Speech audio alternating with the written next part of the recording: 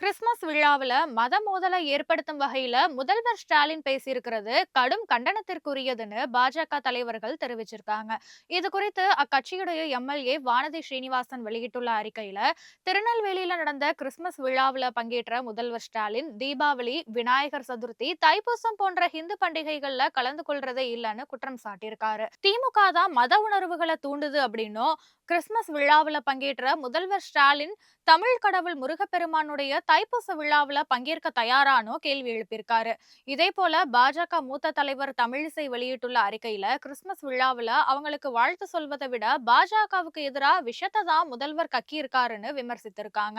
ஹிந்து மத விழாக்களுக்கு ஹிந்து சகோதர சகோதரிகளுக்கு முதல்வர் வாழ்த்துக்களை கூறியிருக்காரான்னு வினவிய அவர், ஹிந்து மதத்தின் மீது வெறுப்பை உமிழ்த்துவிட்டு மத வேற்றுமைய கிறிஸ்துமஸ் மேடையில விதைச்சிட்டு மற்றவர்கள் மீது குறை கூற முதல்வருக்கு எந்த தார்மீக உரிமையும் கிடையாதுன்னு சொல்லியிருக்காங்க.